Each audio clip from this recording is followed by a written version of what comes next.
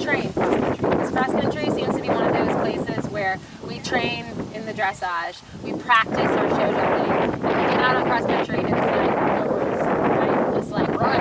And so in the cross country, it is the same ball game as the other phases. And some horses naturally have a wonderful gallop. Some horses you have to train the gallop, right? Some horses naturally are brave. Some horses you need to encourage, right? Some horses run on their head a little bit, and that's who they are, but you have to practice the change of balance, right? And every horse that goes out on cross country is a little different. I'm a firm believer that cross country horses are born, they're made. You certainly have things that will help you, like if they're innately brave and they innately, have a nice step and are straight. But horses aren't born knowing how to go cross country, right? There are certain tools that you need out there to help you, give you the best chance of success. And so in our cross country schooling, there comes a point, where you are actually training cross country schooling. You're not just going and jumping over a log, jumping a ditch, jumping water, cross country school done, right? It's making sure that you can do it in the appropriate speed and the appropriate balance, right? And on the best cross country, right? I'm sure we've all had them at cross country ride at some point where you're just like, I had to do like nothing, right? I just cantered and the horse jumped everything and it was so great. And those are those elusive rides that keep us hooked. And then there are the other rides where you use everything you have to try and get it done. And having different tools so that you can deal with different things that are presented to you is what builds confidence for you, confidence for your horse. And really riding and training is not about the chasing perfection and having everything just laid out in front of you. It's good decision making, right? And the guys, the Michael Youngs of the world, it's not that they ever see a bad stride. They just see it before everyone else, and they fix it before it becomes a problem, and it's seamless, right? So nobody notices. But it's a process that happens, and it happens probably so far away from the fence you weren't even watching them, right? But that is really the people that are just brilliant in the sport. It's not that they never have problems. Going forward on cross country, a couple of different things I want to talk about are we've got a few different positions on cross country that, again, there's on cross country, depending on what point in time you take a picture, the main positions that we like to use. Anybody have any idea? Galloping position, territory position. First two, good.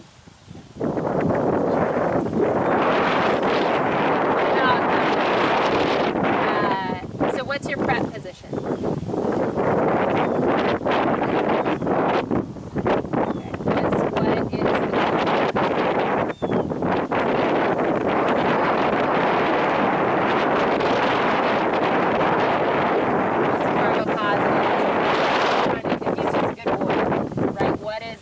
What's the positive side of that? Like, why do you go from your galloping position into your prep position?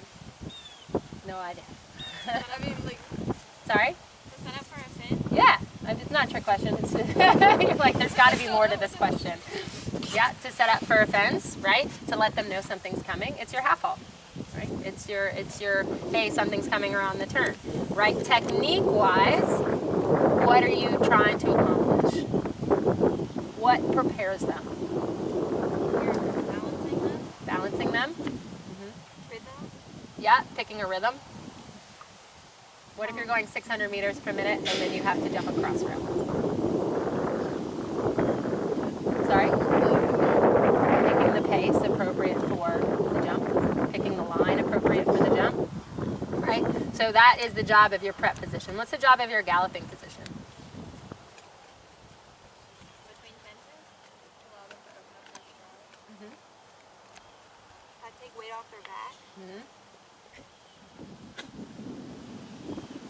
To be quiet, right? To be quiet, to have some, a lot of times we all find cross country sometimes a little easier than show jumping because there seems to be some quiet time out there. There seems to be some recovery time if something goes wrong, time to recoup.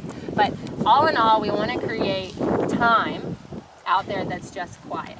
And the point of that is that if we need to say something, our horses listen, right? If you need to put your leg on, if you need to sit down in the saddle, if you need to drive, if you need to do something, the horses are ready to listen. Give their back a break, right? And at the lower levels, you know, most of the time they don't get too tired, but some horse, like pony, might get tired, right? Like they more from kind of fighting most of the time.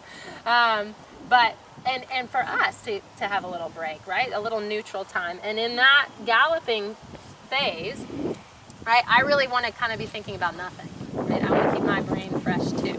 And that is, again, something that often you have to train. If a horse is constantly accelerating, right? You drop the reins and they go, you know, 25 miles an hour up to 50 and 60 and 2.5, right? Like that, you're going to be working in your galloping position. So often it's, like we talked about yesterday, getting them back into a rhythm and then keeping that rhythm of the gallop so that we can sit still and they're like, oh, okay, I'm locked in cruise control. So I call the galloping position more, I use it as a cruising position.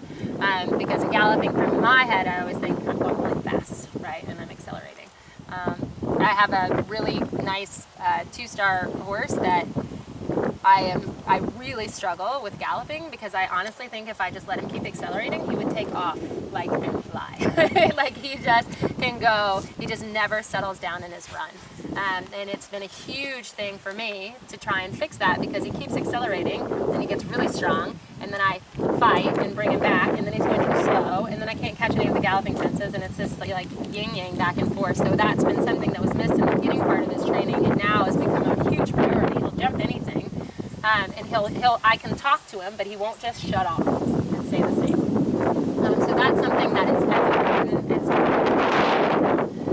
so our cruise, so this other position. What if you are coming around a blind turn and you've got a big, scary waterfall with bears, and the horse doesn't know that it's there? Where are you going to be?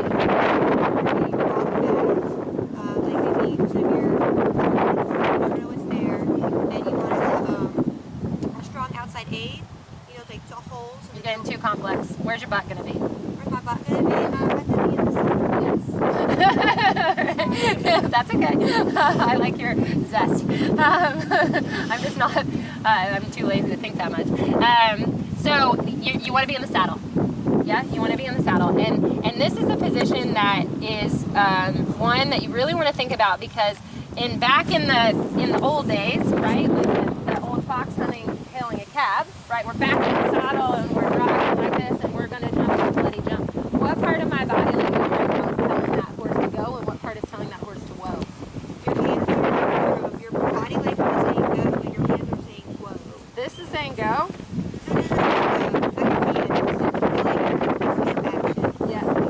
My hip is driving into the back and saying go. The rest of me, if somebody were to look at me right now, and I'm like this, does this look like I want to go jump that fence? Absolutely not. Right? That means I am throwing my horse in the deep end. You go jump that, I'm staying back here because I'm pretty sure this is going to end badly.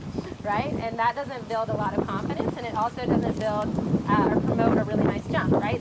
You might get to the other side. Most likely you get to the other side once or twice, right? But what you're going to end up with is a drop flat back. You're probably going to catch them in the mouth, right?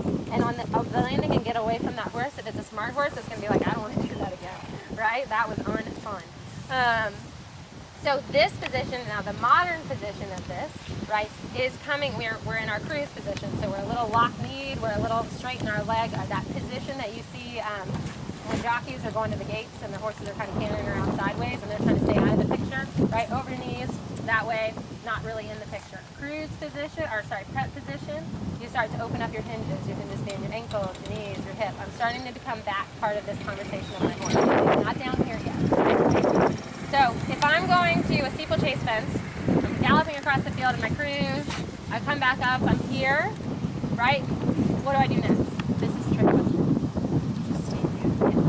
Right? I don't need to do anything else, right? I'm here. My horse is here, I'm going, I'm galloping. I'm cruising, and prep, my horse goes, what do I do? Sitting seat, right? That's this position, right? Sitting seat. We'll call that because it literally looks like that, right? So I slip my seat to the back of the tack. Right now, what part of my body, like my body language right now is is like, we're going. I'm going with you, right? I'm with you. I'm close to the tack, right? I'm ready to help you get this job done. What type of jump does this promote? Round, right? A round jump, right? If my horse leaves long, what am I going to do? So you're gonna go with them? Stay there. Nothing. I'm here, right? My horse adds up. What am I going to do? I'm here, right? My horse hangs a leg. What am I going to do? No, I'm going to do that, right? But I have an option, right? If my horse hangs a leg, right, hopefully I'm going to do this maneuver. But if I'm already here and my horse hangs a leg, what am I going to do? I don't have much I can do, right? I'm like a big, nowhere else I can go. If I go further back, right, I might tip off. I don't even really know. I don't want to think about it. But this gives you options, right? If you need to move up, you just move up. If you need to stretch a little taller, you stretch a little taller.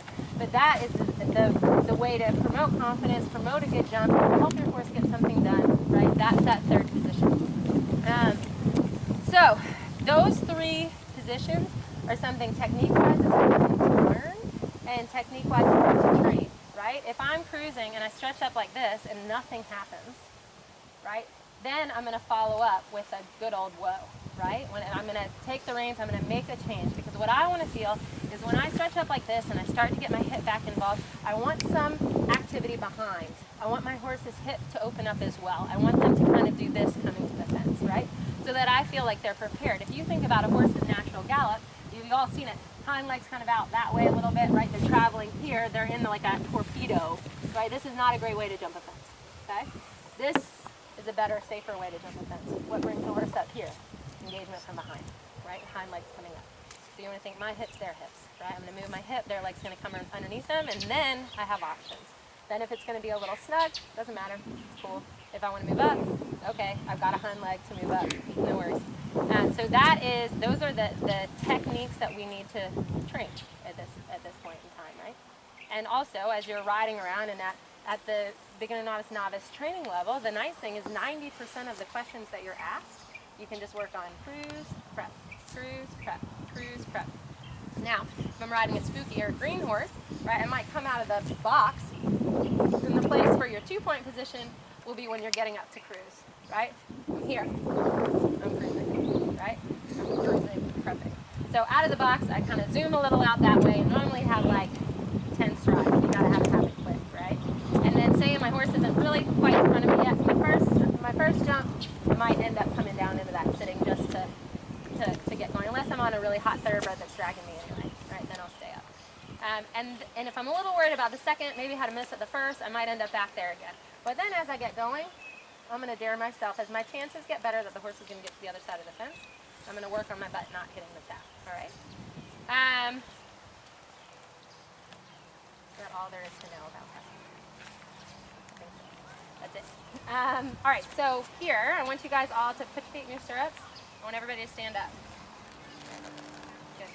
Now I want you to stand up without having your heels down. There you go. Now I want you to put your knuckles down on the top of the horse's neck, and I want you to take all your weight and push it on your knuckles so that you feel like you get light in your feet.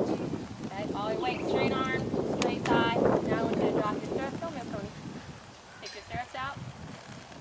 Good. Everybody good? All right. And now hands off. Good. This is your cruise. All right. You guys are only staying there by balance, right? It's just, and notice everybody's up on top of the pommel, right in front, in an activity that says let's go, right? Because like I'm cruising. Good. All right. Take your stirrups back.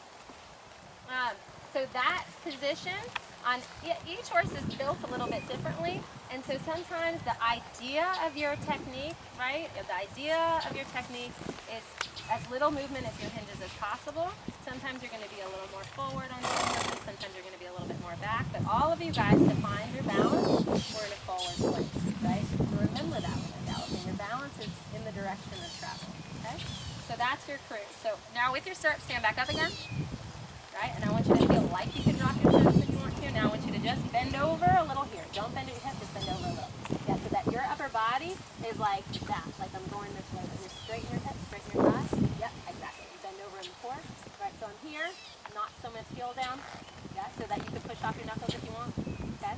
And now I'm in my cruise position. Now I want you to stretch tall and sink down in your heels.